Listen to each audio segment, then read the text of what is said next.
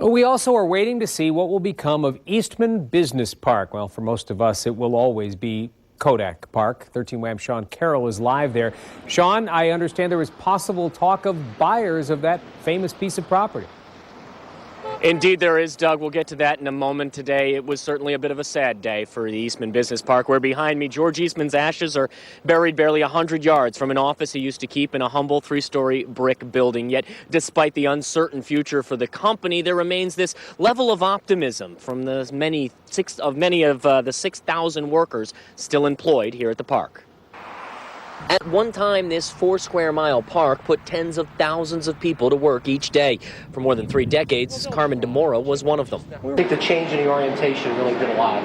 Now DeMora works in Building 35 with many other former Kodakers, working for Serion Enterprises, one of 30 other companies now doing business at this park. But the ties to Kodak run deep. We're thinking of our friends and coworkers who we used to be with for years and years, and hoping that this works out for them and there's a happy ending where they can turn the situation around and everybody can still have some kind of presence here in Rochester with Kodak.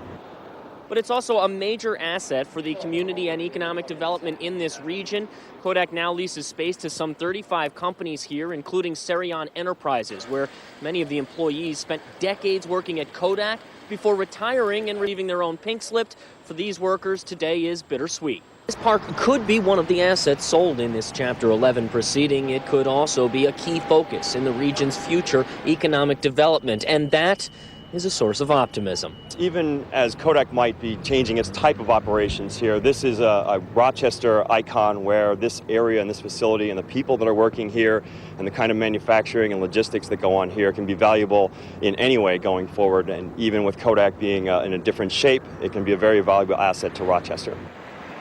Reporting live on Lake Avenue, Sean Carroll, 13 Wham News.